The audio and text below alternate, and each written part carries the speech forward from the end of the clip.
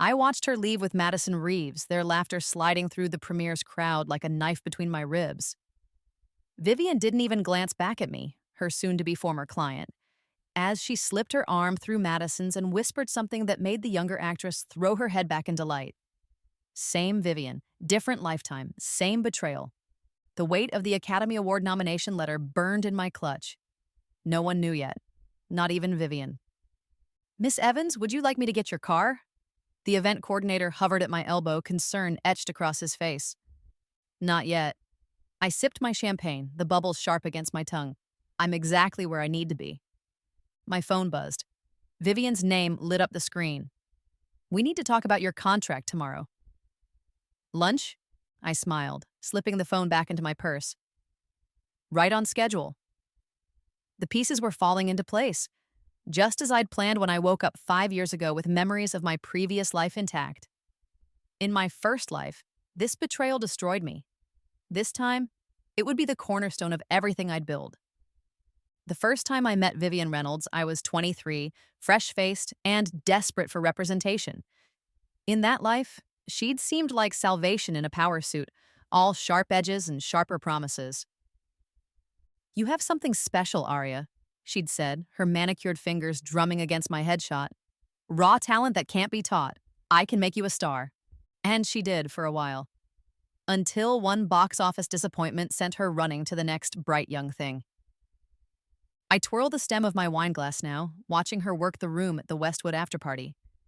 She doesn't know I can see her from this alcove, doesn't realize I can read her lips as she pitches Madison to director James Forrester. Fresh talent, unspoiled by the industry, not like some who've gotten comfortable. 5 years ago, when I woke up with a second chance, I'd been careful. So careful. Building my career again, faster this time with foreknowledge. Letting Vivian discover me again, watching the same predatory gleam light her eyes. "Your purse, Miss Reynolds." I appear at her side with her forgotten Hermes clutch, startling her mid-pitch. "You left it at the bar." "Aria," her smile snaps into place. "Thank you, darling. Madison, this is Aria Evans, my talented client I was telling you about." "You weren't," I say softly, but with a smile. "But that's all right." Madison has the grace to look embarrassed.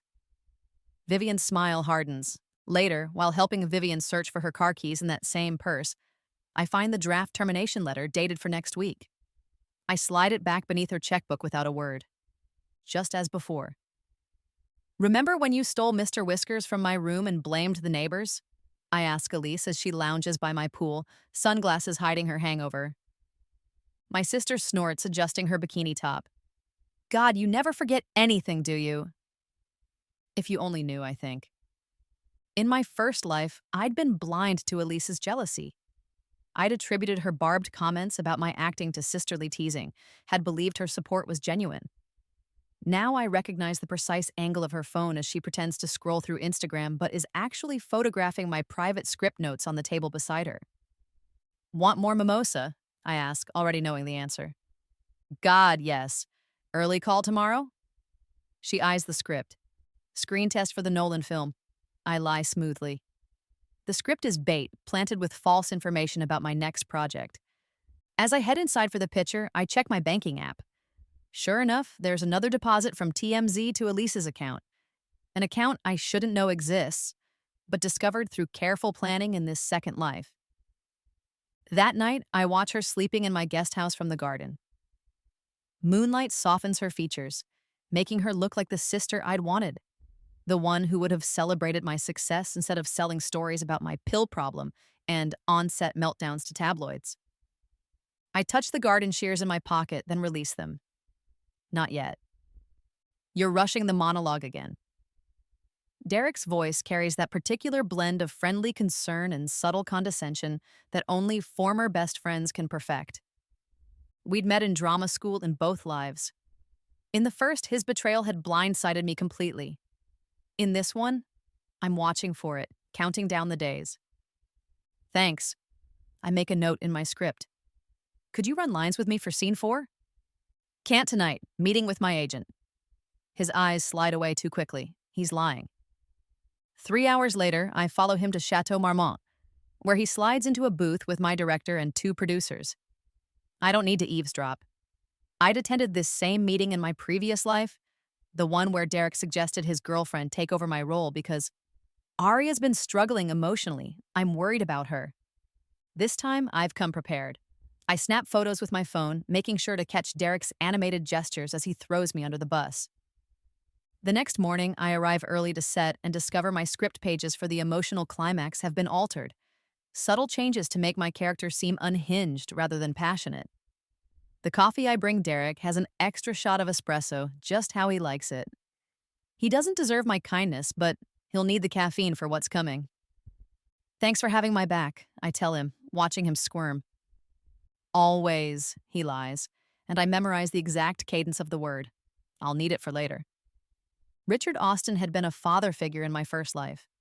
The studio executive who took chances on me, fought for my casting, celebrated my successes as if they were his own. It made his betrayal the most painful. The investors are concerned about the demographic appeal, he says now, echoing words from my past life as we sit in his corner office overlooking the studio lot. We might need to restructure your involvement in the franchise. What he means, they want someone younger. What he's not saying, he's the one who suggested it. I understand, I say, just as I did before. You have to think of the studio first. His relief is palpable. In my first life, I'd cried in this office, begged for another chance. This time, I'm already scrolling through emails on my phone, specifically the ones forwarded to me by his assistant showing Richard has been skimming from my contracts for years. You're taking this better than I expected, he says, studying me. I smile. You've taught me so much about this business, Richard, including how quickly the tide can turn. He mistakes my comment for resignation rather than the warning it is. Later that week, I sit 3 tables away from him at Spago, close enough to hear him tell another studio head that I'm high maintenance and past my prime at 32. Close enough to see him slide a folder with my confidential medical records, records his wife, my former physician, had no right to share. I take a single photo beneath the table, then leave before dessert. The betrayal stings no less the second time around, but this time, I'm ready for it. The Century City restaurant buzzes with industry chatter as Vivian slides into the seat across from me. Her Prada sunglasses remain on, never a good sign. Aria, darling. She reaches for my hand, squeezes it once. You've been such an important part of my client roster. Been, past tense, already burying me. I sense a but coming, I say, keeping my voice light. The industry is changing. We need to be strategic about your career trajectory. Her smile doesn't reach her eyes. I'm thinking we scale back my direct involvement, perhaps transition you to one of our junior agents with more bandwidth. The exact speech from my previous life, practically word for word, I remember collapsing into tears the first time, causing a scene that became gossip fodder for weeks. This time, I nod thoughtfully. You've always had my best interests at heart. Relief floods her face. Exactly. And Marcus is brilliant with career rehabilitation. Rehabilitation? I raise an eyebrow. She backpedals. Career enhancement, longevity planning. 2 days later, I spot her having coffee with Madison at Intelligentsia. Madison wears dark glasses and a hat, but Vivian doesn't bother hiding. Why would she? In her mind, I've already accepted my demotion. That evening, an email arrives, clearly meant for her business partner, but accidentally copied to me. AE transition complete by month end. Mr. Contract finalized. Lunch to celebrate Fry? I forward it to my private account, then delete it from my inbox. When Vivian calls the next morning, I assure her I'm excited to meet with Marcus, my new agent.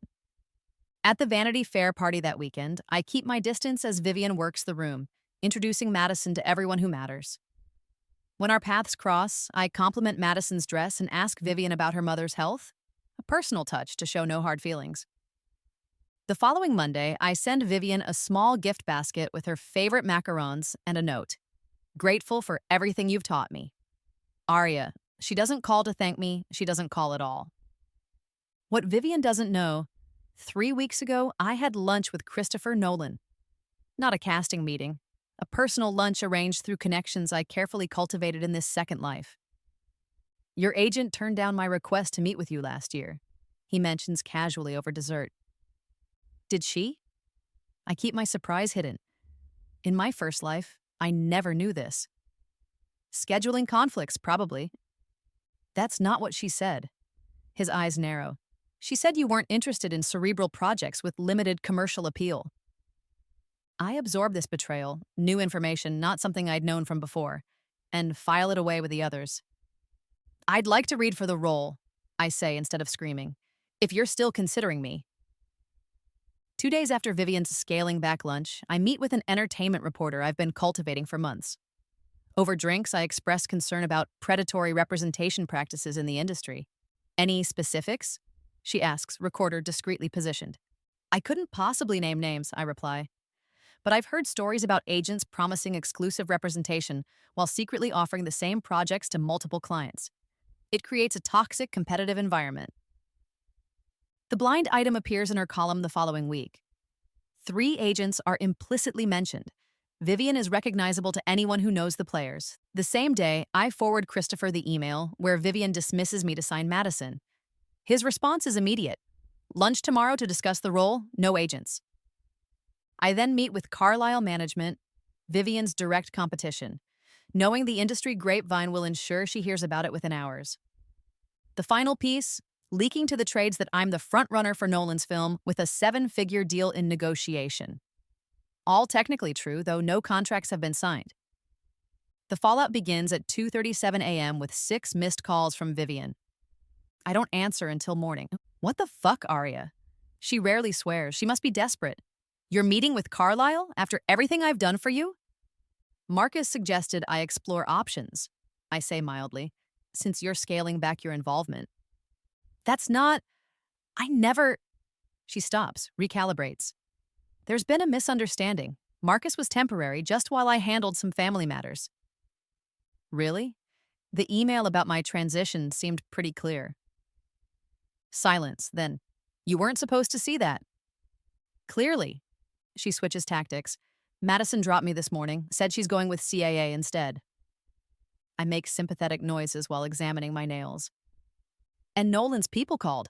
Said you're confirmed for the lead? Her voice rises. When did that happen? Last week. I didn't want to bother you with it since you were transitioning me to Marcus. More silence. Aria, listen. I made a mistake. This business, the pressure. Sometimes I'd lose sight of what matters, your family to me. In my previous life, I'd believed those words. I'd taken her back, pathetically grateful for the scraps of her attention. She'd dropped me again 6 months later. We should talk in person, she says when I don't respond. I'll bring champagne. Celebrate properly. That evening, security cameras capture Vivian arriving at my gate with a Veuve Clicquot gift bag, her makeup impeccable despite the panicked look in her eyes. The intercom buzzes. Aria, it's me. I watch the monitor, sipping tea in my darkened living room.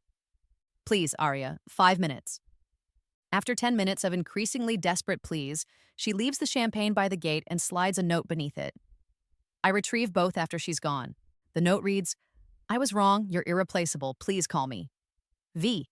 I pour the champagne down the sink and file the note with the others. I find them in my pool house. My sister Elise, naked and straddling Derek on the couch? I bought her for her birthday. The same couch where I'd comforted her last month when she cried about being undateable. They don't hear me. I back away silently, return to the main house, and pour a generous whiskey. When Elise slinks in an hour later, I'm reading scripts in the living room. Good swim? I ask pleasantly. She startles. Just sunbathing. I turn a page. Derek left his watch by the pool. You might want to return it before his wife notices it's missing. Her face drains of color. Aria, it's not what it looked like?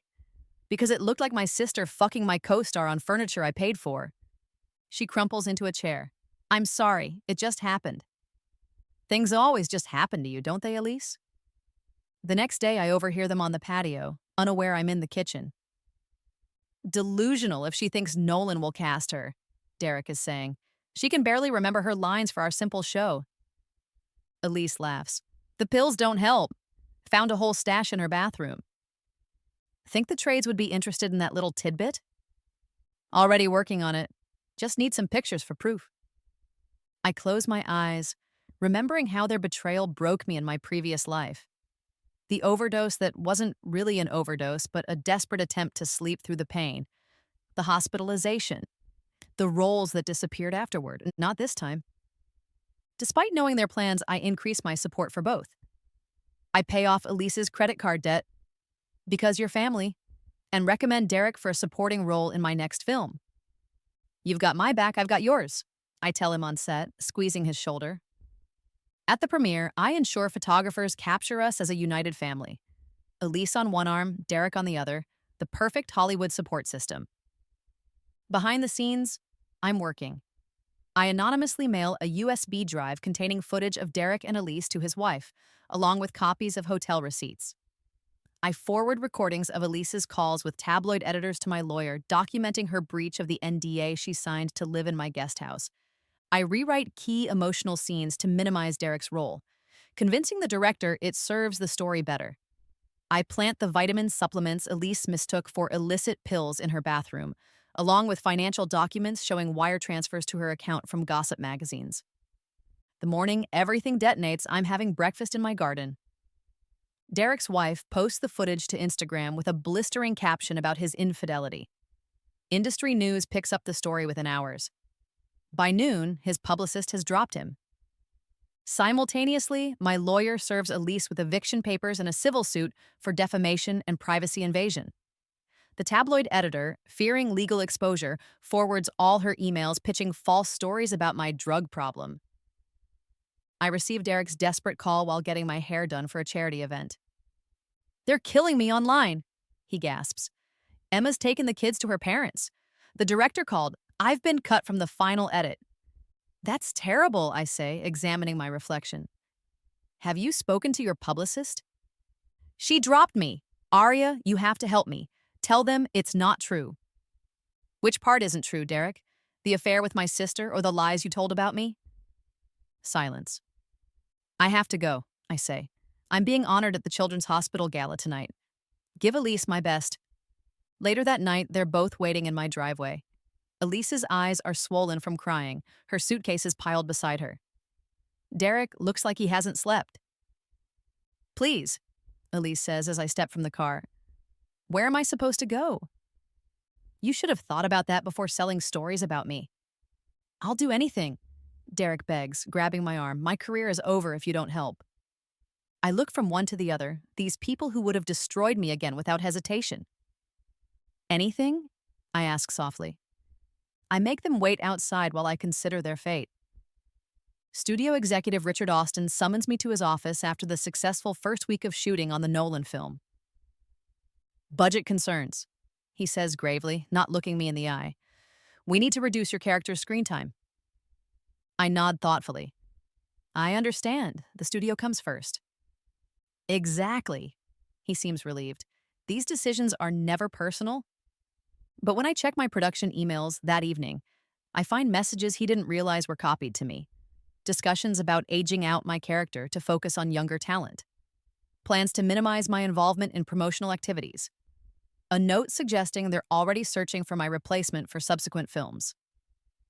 At the next production meeting, I thank Richard for his tough love approach. "It's made me work even harder," I tell him while others listen. His uncomfortable smile doesn't reach his eyes. After a particularly brutal notes session where he questions every choice I've made, I send an orchid to his office with a note. "Appreciate your guidance as always. Aria." Behind the scenes, I've been building a different narrative. Meeting privately with his supervisor to express concerns about financial irregularities I've noticed in production accounting. Befriending a whistleblower in the accounting department who's been keeping records of Richard's creative bookkeeping for years. I leak evidence of Richard's inappropriate behavior with young actresses to 3 board members, making sure each thinks they're the only one who knows. I secure a private lunch with Catherine Chen, the influential studio chairwoman who's been looking for an excuse to clean house. Most devastatingly, I use Richard's own meticulous documentation against him. His habit of keeping records of everyone's mistakes doesn't exclude his own. I find the smoking gun in production files. his authorization to use lesser safety protocols on my stunt sequence to save money, a direct violation of union rules and studio policy. The board meeting is closed, but my friend in legal gives me the highlights. Richard, confident as always, walks in expecting routine approvals. Instead, he faces the emails, the accounting discrepancies, and the safety violations, all projected on the conference room screen. This is a misunderstanding, he protests. Aria Evans put you up to this. She's been unstable since. Catherine Chen cuts him off. These are your emails, Richard, your authorizations, your signature. By 3 o'clock, security is escorting him from the building. I watch from the commissary window as he struggles with boxes of personal items, his face flushed with rage and humiliation. That evening, he calls me 7 times. I don't answer. 3 months later, at the Golden Globes, he approaches me at the bar, noticeably thinner, wearing a suit that no longer fits properly. I need a reference, he says without preamble. No one will hire me without one. I sip my champagne. That sounds difficult. Arya, please, I have a family. So did I reply. You just didn't care. The cream envelope arrives on a Tuesday morning, addressed not to Arya Evans, but to E.L. Mercer, the pseudonym I've been writing under for the past 2 years. Inside, an invitation to the Screenwriters Guild Awards, where my psychological thriller, Second Chances, is nominated for Best Original Screenplay. No one knows E.L. Mercer as me. Not my agent, not my sister, not the studio currently bidding on the script.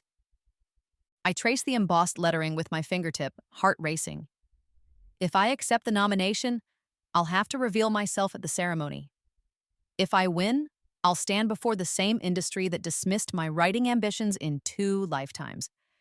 As I open the nomination letter addressed to my secret identity, I realize I'd have to make a choice: continue the ruse, or reveal the writer they'd all dismissed was me all along. Someone's taking a very personal interest in your career, my new agent Julian remarks, scanning the investment portfolio for my production company. I keep my expression neutral. Meaning? These aren't standard industry investments. Someone with deep pockets is specifically backing your projects, even the risky ones. A chill runs down my spine. I'd assumed the anonymous investor was a film finance group Julian had found. You don't know who it is? That's just it. They're using shell companies, offshore accounts. Very sophisticated. He frowns. Usually I'd suspect something illegal, but everything checks out legally. They just really want to remain anonymous while ensuring your success. That night, I'm reviewing script changes in my home office when the security system alerts me to movement on the terrace. The cameras show nothing, but when I open the French doors, a manila envelope rests on the table, held down by a smooth black stone, exactly like one I collected on a beach in my previous life. Inside, a handwritten note on thick paper. We should talk about your screenplay and your rebirth. N. As I look up from the note, the silhouette in the doorway is unmistakable.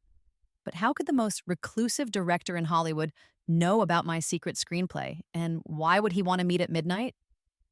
The first time it happens, I dismiss it as exhaustion, a momentary dizziness on set, quickly hidden from concerned crew members. The second time, I taste blood after a coughing fit in my trailer and swallow my panic along with it. By the third episode, partial numbness in my left hand during an emotional scene, I can no longer pretend. You need rest, the set medic advises after checking my blood pressure, and a proper doctor. I nod, knowing I'll do neither. We're 2 weeks from wrapping the most important film of my career, the role that will cement my comeback. Nothing can interrupt that, not even the frightening possibility that history is repeating itself in ways I hadn't anticipated. In my previous life, I'd ignored similar symptoms, attributing them to stress and exhaustion. By the time I finally collapsed on set, the diagnosis came too late. But this life's timeline is accelerated. Everything is happening faster. My career resurrection, my revenge, and now, it seems, my body's betrayal. I'm fine, I tell the concerned director. Just need more sleep. That night, I finally see the specialist I've been avoiding. The MRI machine hums around me, capturing images I don't want to see. The doctor's expression afterward tells me everything I need to know. If I continue filming at this pace, I might not live to see my revenge completed. I don't keep a physical revenge journal. That would be amateur hour. but I do have a carefully encrypted document detailing every betrayal, every countermove, every plan still to come. Which is why finding Elise in my home office, my laptop open before her, stops my heart. "What are you doing?" I ask, my voice deadly quiet. She jumps, guilty and terrified all at once. "I was looking for the rental agreement, for the new apartment." Since the eviction, I've allowed her limited visits to collect her things, always supervised. Today I stepped away for a work call. In my private laptop, behind 2 password protections? Her eyes are wide, darting between me and the screen where my plans are partially visible. "Aria, what is all this? These notes about Richard, about Vivian, about me?" I move closer, assessing how much she's seen. Too much, based on her expression. "You've been planning this," she whispers, "all of it. The scandals, the leaked stories, the coincidences. You've been orchestrating everyone's destruction." "Not everyone's," I correct her, "just those who betrayed me." She backs away from the desk. "This isn't normal, Aria. You need help." I laugh, the sound harsh even to my ears. "Says the sister who sold fake stories about my mental health to tabloids." Elise's hand hovers over my phone on the desk. One call to warn the others would destroy everything I'd worked for, and the look in her eyes told me she hadn't decided which side she was on. "I know what you're doing," Vivian says, her voice low and dangerous. We're standing in the corner of a crowded industry party, champagne flutes in hand like civilized people. Like she hadn't tried to destroy my career. Twice. "Enjoying the party?" I ask pleasantly. "Cut the shit. I've connected the dots." She steps closer. "The blind items, the leaked emails, the perfectly timed career opportunities, you've been playing us all." I sip my champagne. "Interesting theory." "Not a theory." She reaches into her clutch and removes a small flash drive. "I have proof. Emails, recordings, testimony from people you've manipulated. It's enough to expose your little revenge project to the entire industry."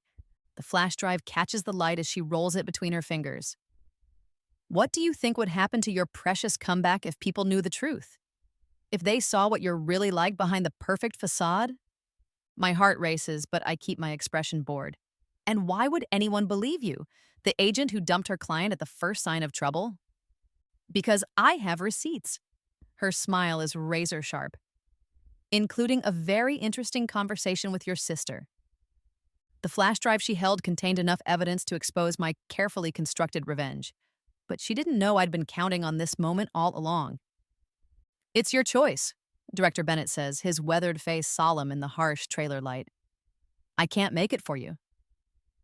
The script pages between us represent the most challenging role of my career. A character whose descent into obsession mirrors my own journey too closely for comfort. "The studio wants changes," he continues. "They're nervous about the darkness, the moral ambiguity. They want a clearer hero, a more satisfying resolution. A happier ending," I translate. He nods. "If you support their version, they'll back you for awards consideration. Full campaign, prime publicity. And if I don't, then we fight for my vision, our vision, of a messy, complicated woman who doesn't get redemption because she doesn't want it." He leans forward. "But they'll bury the film, and possibly you with it." The choice crystallizes. Embrace the sanitized version that would guarantee critical acclaim and industry rehabilitation, or fight for the raw, honest portrayal that might end my career but would tell the truth about vengeance and its costs. "They're giving you 24 hours, Bennett says, standing to leave. I had 24 hours to decide. Pursue the vengeance that had driven me since Rebirth, or accept the role of a lifetime that would mean walking away from it all. The Dolby Theater hums with tension as the nominations are read. I sit between Julian and Christopher Nolan, my expression carefully neutral despite the thundering of my heart. And the nominees for Best Actress in a Leading Role are... In my previous life, I never made it this far. Never sat in these plush seats, never heard my name spoken by Oscar presenters, never felt the weight of possibility pressing against my ribs. Julian squeezes my hand as the names begin. 4 accomplished actresses, each with decades of respect behind them. Then, Aria Evans for The Memory Collector. Polite applause. Nothing like the roar for Meryl or Nicole. I force a humble smile for the cameras. Later, as they announce the writing categories, I straighten imperceptibly. Julian gives me a curious look. He doesn't know I have skin in this game, too. And the nominees for Best Original Screenplay are four renowned writers, then E.L. Mercer for Second Chances. Julian frowns. Wasn't that the script you were considering for your production company? I nod, not trusting my voice. The broadcast cuts to commercial. The nominees for screenplay are shown briefly on screen. Four men in suits and an empty chair with a question mark where E.L. Mercer should be. When the broadcast returns, the presenter looks uncertain. We've just received word that E.L. Mercer is, in fact, in attendance tonight. Murmurs ripple through the crowd. Julian turns to me, bewildered, as I slowly rise from my seat. The camera finds me, and the confused murmuring grows louder. As they announce my name not just for acting, but also for my screenplay, the camera cuts to Vivian's expression in the audience, and in that moment, I know she has finally realized who I'd become while she wasn't watching. I didn't know you were interested in real estate, Richard says, eyeing the property portfolio I've deliberately left visible on my coffee table. Just a hobby. I slide the documents into a folder. Something stable for when acting work dries up. He chuckles, but I catch the calculation in his eyes. Smart. Though from what I hear, you're not hurting for cash. That West Side property you bought last year? $7 million, wasn't it? I shrug. Good investment. What I don't tell him, it's one of 12 properties I've acquired since my rebirth. The first thing I did upon waking in my 25-year-old body with memories intact was invest every penny in companies I knew would explode in value. Amazon, Netflix, Apple before the iPhone, Bitcoin when it was pennies. Small, careful investments spread across multiple accounts. Nothing flashy enough to raise flags. By the time I reconnected with Vivian 3 years ago, I was worth more than everyone in my former inner circle combined. We should talk about diversifying your portfolio sometime, Richard suggests. I know some people. That would be great, I lie, knowing he's fishing for information to exploit. Later that week, at a private dinner with studio executives, I casually mentioned my minority stake in 3 production companies. The studio head pauses with his fork midair. You're an investor in Elevation Pictures? Among others. I sip my wine. I like to know what's happening behind the scenes. What I don't mention, I hold enough shares in his studio's parent company to request a board seat if I wanted one. The first meeting happens in a renovated warehouse in Brooklyn, far from Hollywood's prying eyes. I recognize 3 Academy Award winners, a network president, and several acclaimed directors among the 12 people seated in a circle. Welcome to the Reborn, says director Nicholas Yeo, the man whose silhouette I'd recognized on my terrace that night. We've been watching your progress with interest, Arya. My pulse quickens. How did you find me? A woman I recognize as best-selling author Margot Crane smiles. We recognize our own. The patterns are distinctive. Rapid career acceleration, strategic relationship building, unusual investment choices. And the night terrors, adds a man I don't recognize. The memories that feel too real to be dreams. I look around the circle, understanding dawning. You're all reborn, Nicholas confirms, returned with memories of our previous lives, each of us using that knowledge differently. They explain the network they've built. Industry professionals across entertainment, publishing, finance, and technology, all sharing the experience of rebirth. A secret society united by their second chance at life. We don't interfere with each other's paths, Margot explains, but we support, shelter, protect when needed. And sometimes, Nicola adds with a knowing look, we help deliver justice when the system fails. By the end of the night, I understand that I'm not alone, that my experience, while rare, is shared by others who have used their foreknowledge to rebuild their lives. Some for power, some for art, some for redemption, and some, like me, for revenge. The documents arrive by private courier 3 days after the Brooklyn meeting. A thick folder of financial statements, corporate registrations, and offshore account details, all connected to me through a labyrinth of shell companies and proxies. You've been busy, Julian remarks as we review the documents in my study. He doesn't know these came from the Reborn. As far as he's concerned, they're from my financial team. More than you know, I murmur, studying the ownership diagrams. What even Julian doesn't realize, I now control 51% of Pinnacle Agency, Vivian's struggling talent company. I purchased the shares through 3 different investment vehicles over 18 months, keeping my name off every document. I own the distribution rights to my last 3 films through a separate holding company. And most satisfyingly, I'm the anonymous angel investor who saved Richard's former production partner from bankruptcy. A man who now owes me favors that will prove useful very soon. This portfolio is... Julian shakes his head, struggling for words. Arya, you must be worth... Enough, I interrupt. Enough to never be at their mercy again. That night, I stand before the wall in my private office, the one hidden behind a sliding bookcase like something from a melodramatic film. Index cards and photographs connected by colored strings map the relationships, the betrayals, the pressure points of everyone who thought they could discard me. Next to it, a timeline of journal entries from the day I woke up with memories intact. The careful planning, the strategic investments, the relationships cultivated solely for leverage. And in the center, a single photograph. Me on the night of my overdose in my previous life, hollow-eyed and broken. A reminder of what I'm fighting to avenge. Below it, in my precise handwriting, Academy Awards. February 27th, final phase initiated. You're related to the Montgomerys. It's not a question.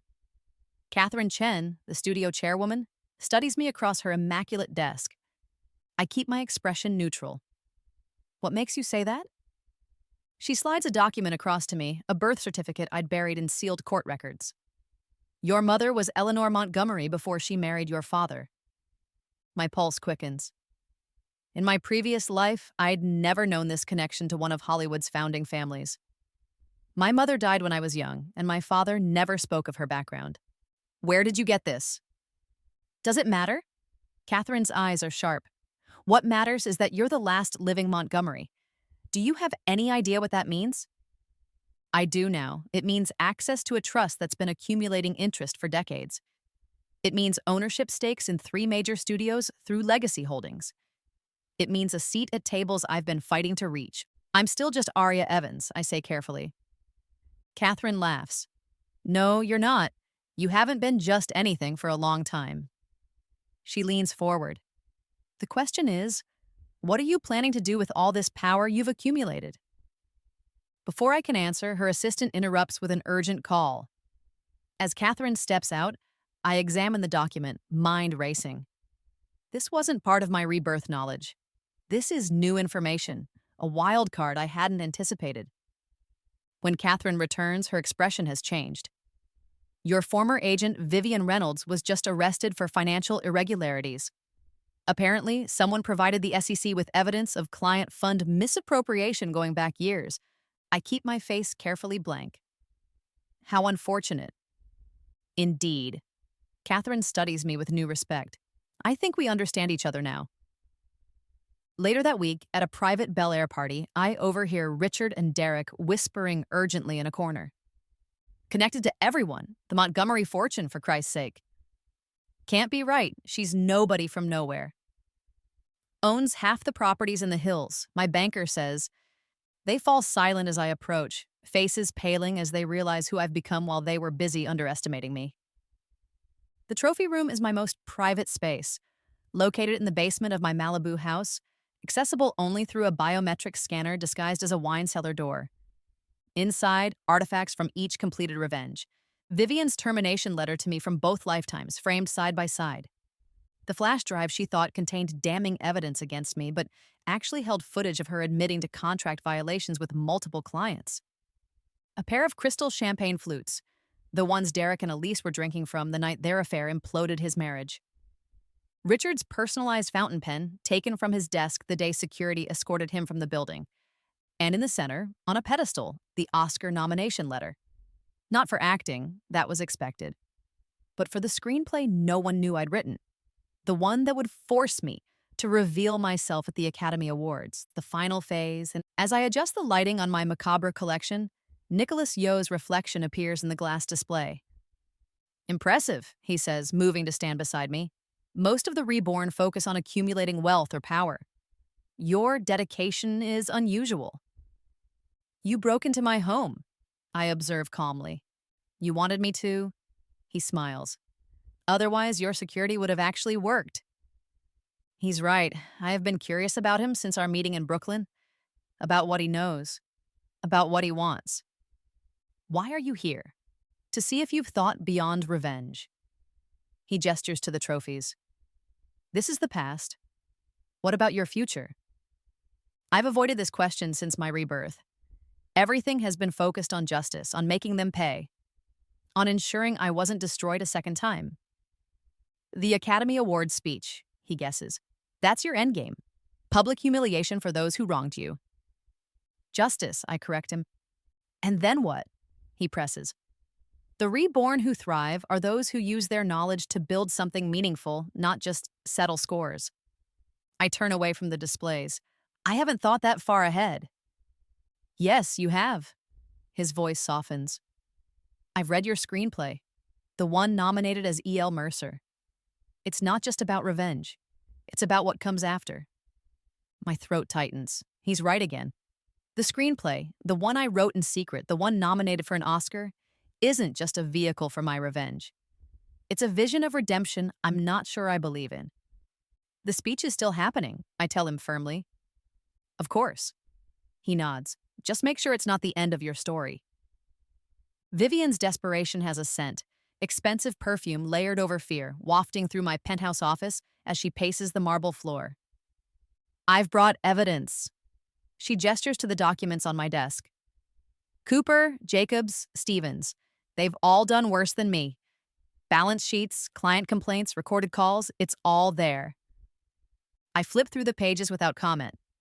It's an impressive collection of industry dirt, enough to sink 3 major agents who've been her rivals for years. This is your specialty, isn't it? I finally ask. Keeping files on everyone's mistakes except your own. She flinches. I've made mistakes. I've admitted that. Only after you were caught. I close the folder. Why should I help you, Vivian? Because I made you. The words burst out desperate and ugly. I discovered you, shaped you. Without me, you'd still be doing community theater in Riverside. I laugh softly. Is that what you tell yourself? It's the truth. She slams her hands on my desk. I'm offering you exclusivity. Just you. No other clients. We can rebuild together. Like we did after you dropped me the first time? She pauses, confused. What are you talking about? When did I... Never mind. I stand, signaling the end of our meeting. The answer is no. Aria, please. Her voice breaks, tears threatening her perfect makeup.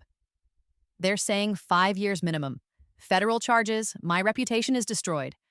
You're the only client with enough influence to make a statement, to show the industry I still have value. You should have thought about that before you discarded me. Twice. She sinks to her knees, pride finally shattered. I'll do anything. Anything. I look down at the woman who once held my career in her manicured hands, who once made me beg for scraps of her attention. The symmetry is perfect. Goodbye, Vivian. The family dining room is tense as Elise pushes mashed potatoes around her plate. Dad tries to maintain conversation while my stepmother shoots nervous glances between us. Remember that Thanksgiving when Arya got sick from eating all the cookie dough? Elise asks suddenly. Mom was so mad, but she still sat up all night with you. I set down my fork. Why are you bringing up childhood memories? Because we're family, she says quietly. Before all this, the fame, the money, the grudges, we were sisters who shared a room and fought over the bathroom mirror. Dad nods encouragingly. You girls have been through so much together. What they don't know, in my previous life, Elise's betrayal cut deeper than any other. She was the one person I thought would never turn on me, making her tabloid stories about my instability, the final push toward my overdose. Blood matters, Elise continues. Whatever I've done wrong, and I know it's a lot, we're still family. Family doesn't sell stories about drug problems that don't exist.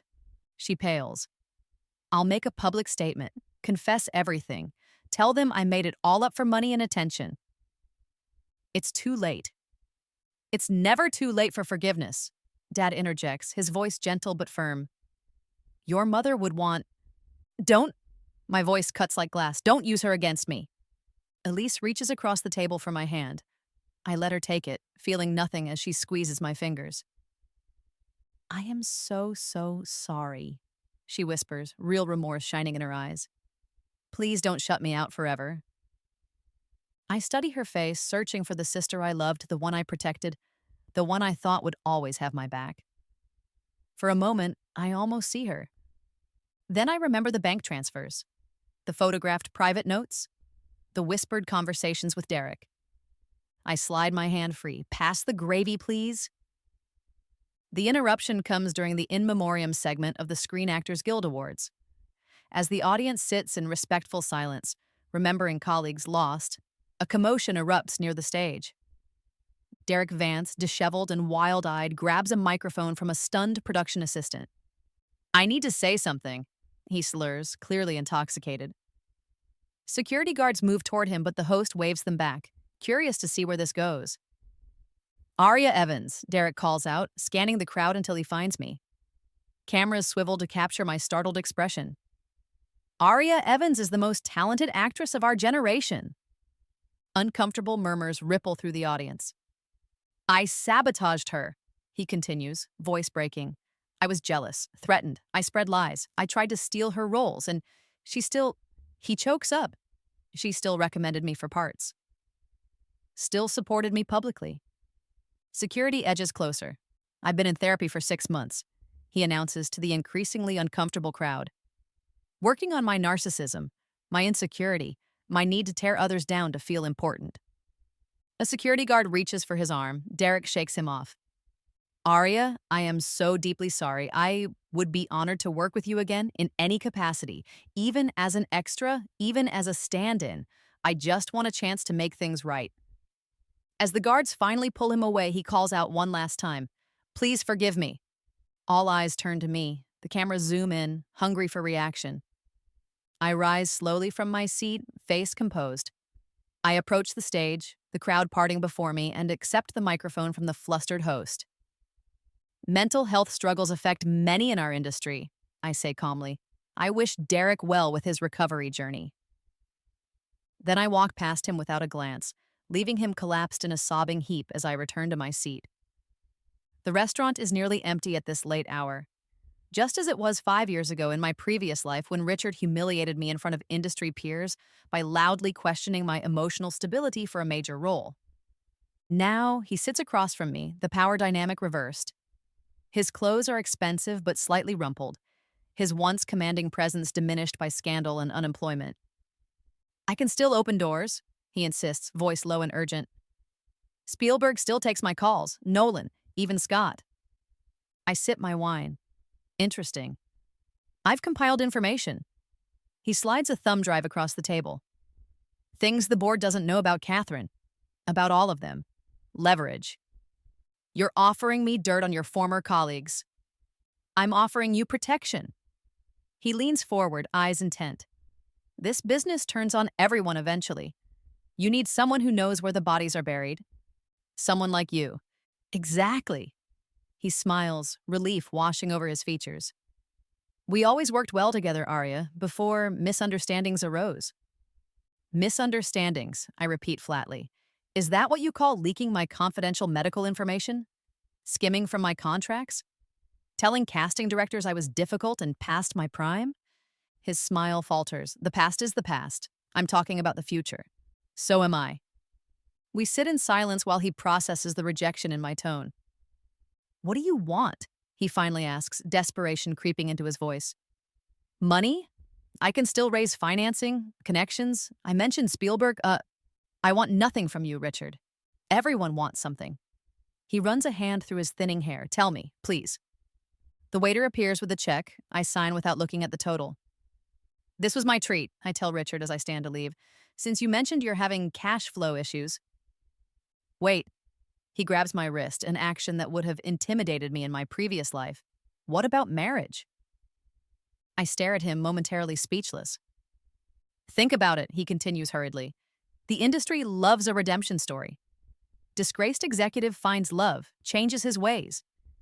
You'd be seen as compassionate, forgiving. Plus, my family name still carries weight in certain circles. His desperation has reached pathetic new depths. I gently but firmly remove his hand from my wrist. Richard, the only circle your name carries weight in anymore is your Alcoholics Anonymous group. And even there, I hear you're not very popular. His face crumples as I walk away. The Dolby Theater glows with anticipation as I approach the podium, the weight of the Oscar statue unfamiliar in my hands. The applause washes over me like a cleansing tide. Thank you, I begin, my voice steady despite the emotion threatening to overwhelm me. This moment feels like a rebirth. In the audience, I spot familiar faces. Julian, beaming with pride. Christopher Nolan, nodding in satisfaction. Nicholas Yo, watching with knowing eyes from the back. They say success is the best revenge, I continue, but I've learned it's actually peace. Finding peace with your journey, even the painful parts. The camera cuts away briefly, catching Vivian watching from a sports bar in West Hollywood, her house arrest ankle monitor visible beneath her designer jeans. I want to thank those who believed in me, even when belief was difficult. My father, who never doubted.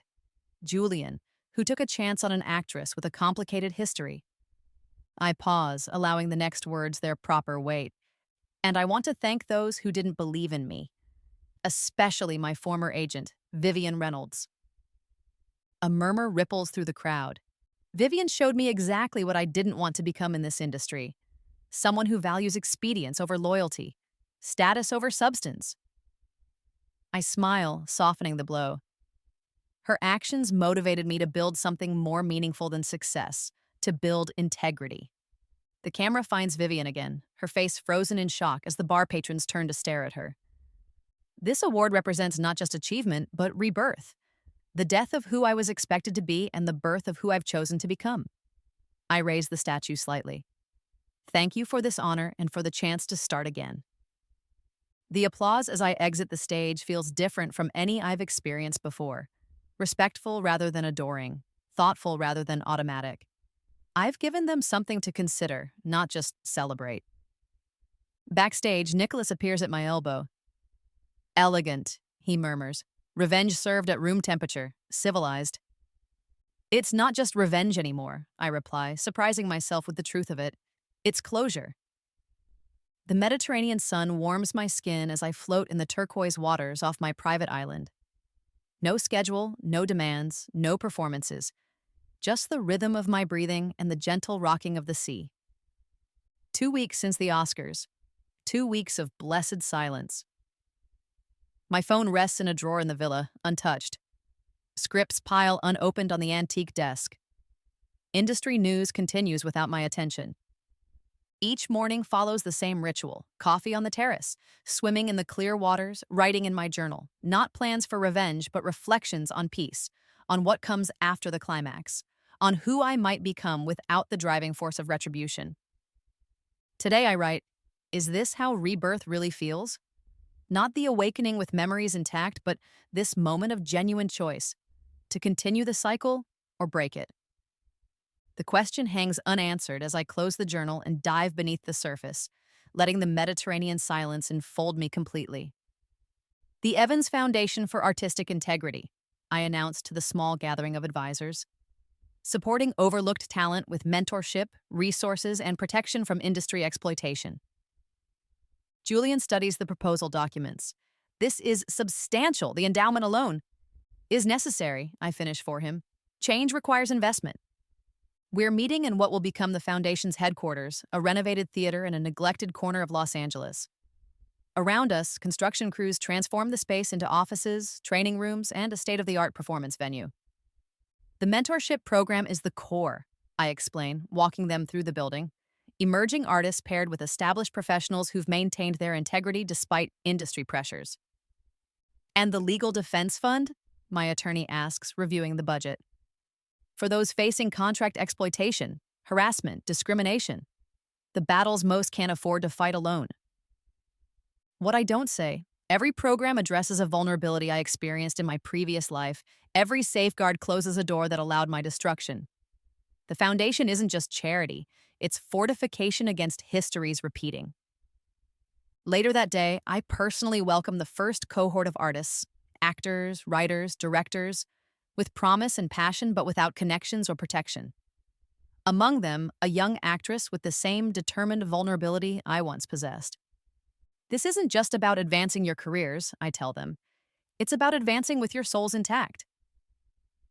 As they explore the facilities, wide eyed and grateful, I feel something unfamiliar bloom in my chest. Something cleaner than satisfaction, warmer than pride. Purpose beyond vengeance.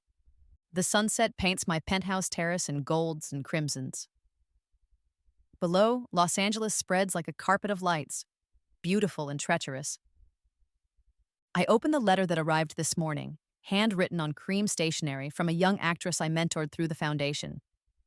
Your guidance changed everything. Not just my career, but how I view success itself. I signed with an agent yesterday who reminds me of what you said about partnerships based on respect rather than expedience. Thank you for showing me that ambition and integrity aren't enemies. The words warm me more than any review or industry accolade.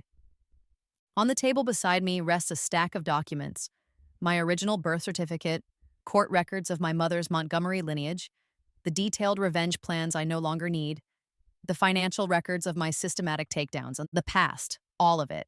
I strike a match and touch it to the corner of the stack. The papers catch quickly, curling into ash that drifts away on the evening breeze. I watch until there's nothing left but embers. My phone buzzes with a text from Nicholas. Ready for the next chapter? I find I am. Ready to discover what exists beyond revenge, beyond justice even. Ready to use this second chance for creation rather than retribution. The sun slips below the horizon, taking the last light of day with it. But unlike in my previous life, I don't fear the darkness. This time, I know morning will come again. And this time, I'll be ready for it, not with plans for vengeance, but with something more powerful: hope.